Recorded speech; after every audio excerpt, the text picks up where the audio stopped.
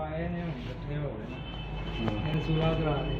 ਮੈਂ ਪਾਗਲ ਆ ਭਾਈ ਸਾਹਿਬ ਮਾਂ ਪਿਓ ਤੇ ਫੇਰ ਲੱਭ ਜਾਂਦਾ ਜਨਾਨੀਆਂ ਕਿੱਥੋਂ ਲੱਭਦੀਆਂ 500 ਬਿੱਲ ਦਿੰਦਾ ਗਾਲਾਂ ਕੱਢਦੇ ਹਾਂ ਹੁਣ ਸਹੁਰੇ ਨੂੰ 200 ਦਿਨਾਂ ਮੂੰਹ ਮੱਥਾ ਚੋਂਦੇ ਅਸਲ ਮਾਂ ਪਿਓ ਸੱਸ ਸਹੁਰਾ ਹੀ ਹੁੰਦਾ ਆਪਣਾ ਮਾਂ ਪਿਓ ਕੀ ਅੱਜ ਮਰਦੇ ਭਲ ਕੇ ਦੂਜਾ ਦਿਨ ਜਨਾਨੀਆਂ ਤੇ ਨਹੀਂ ਨਾ ਲੱਭਦੀਆਂ ਹੁਣ ਆਂਦੇ ਨੇ ਸੁਲਾ ਕਰ ਲੈ ਮੈਂ ਕਿਹਾ ਮੇਰਾ ਪਿਓ ਤੇ ਮੇਰੀ ਮਾਂ ਮੇਰੀ ਜਨਾਨੀ ਕੋ ਮਾਫੀ ਮੰਗਣ ਮੈਂ ਘਰ ਆ ਜਾਣਾ ਮੇਰੀ ਕਾਹਦੀ ਲੜਾਈ ਛੋਟੇ ਭਰਾ ਨੇ ਐਸਾ ਮਾਰਿਆ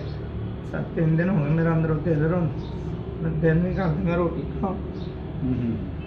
ਛੋਟੇ ਭਰਾ ਦਾ ਕੀ ਹੱਕ ਬਣਦਾ ਉਹਨੂੰ ਮਾਰਨ ਦਾ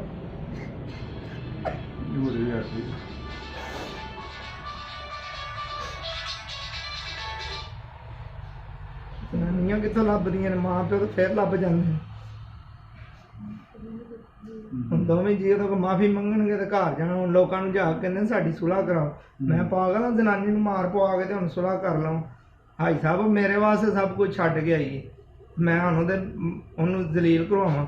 ਉਹ ਕਿਸੇ ਦੀ ਜੰਮੀ ਨਹੀਂ ਹੈ ਮੇਰੀ ਵੱਡੀ ਭੈਣ ਲੜ ਕੇ ਆਈ 8 ਦਿਨ ਤੇ ਅੰਮਾ ਮੇਰੀ ਚੁੱਪ ਨਹੀਂ ਸੀ ਕਰਦੀ ਹੁੰਦੀ ਮੇਰੀ ਧੀ ਘਰ ਆ ਗਈ ਉਹ ਕਿਸੇ ਦੀ ਧੀ ਨਹੀਂ ਹੈ ਇਹਨਾਂ ਦੀਆਂ ਬਾਦੀਆਂ ਲੱਗਦੀਆਂ ਨੇ ਜਨਾਨੀਆਂ ਕਿੱਥੋਂ ਲੱਭਦੀਆਂ ਨੇ ਮਾਂ ਪਿਓ ਤੇ ਹਜ਼ਾਰਾਂ ਲੱਭ ਜਾਂਦੇ ਨੇ ਮਾਂ ਪਿਓ ਮਰ ਜਾ ਸਾਰਾ ਮਹੱਲਾ ਆ ਜਾਂਦਾ ਪੁੱਤਰਾ ਤੇਰੇ ਵੱਡੇ ਵਡੇਰੇ ਨਾ ਰੋ ਜਨਾਨੀ ਮਰ ਜੇ ਕੋ ਜਨਾਨੀ ਆਂਦੀ ਹੈ ਮੈਂ ਤੇਰੀ ਜਨਾਨੀ ਨੂੰ ਚੁੱਪ ਕਰ ਮਾਂ ਪਿਓ ਤੇ ਫੇਰ ਲੱਭ ਜਾਂਦਾ ਔਰਤ ਜਿਹਨੇ ਕਦਰ ਨਹੀਂ ਨਾ ਕੀਤੀ ਉਹ ਜ਼ਲੀਲ ਹੀ ਹੋਇਆ 5 ਲੱਖ ਦੀ ਕਮੇਟੀ ਨਿਕਲੀ 4 ਮਹੀਨੇ ਉਹਨੂੰ ਮਰੀ ਰੱਖਿਆ ਸਾਰੇ ਪੈਸੇ ਮੁੱਕ ਗਏ ਨੇ ਤੇ ਘਰ ਆ ਗਿਆ ਅੱਬਾ ਮੇਰਾ ਗਾਲਾਂ ਕੱਢਣ ਲੱਗ ਪਿਆ ਮੈਂ ਕਿਹਾ ਮੈਂ ਕਮਾਏ ਹਨ ਨਾ ਜਨਾਨੀ ਨੂੰ ਖਵਾਏ ਨੇ ਕੀ ਹੋ ਗਿਆ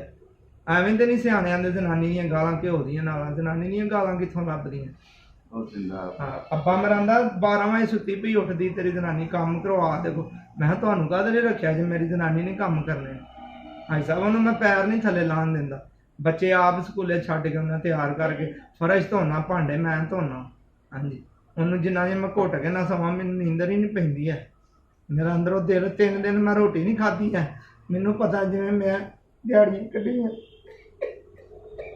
ਚੱਲ ਨਾ ਰੋ ਘਰ ਮੈਂ ਕੋਈ ਹੱਲ ਕੱਢਨੇ ਆ ਹੁਣ ਲੋਕਾਂ ਕੇ ਦਲੀਲ ਕਰ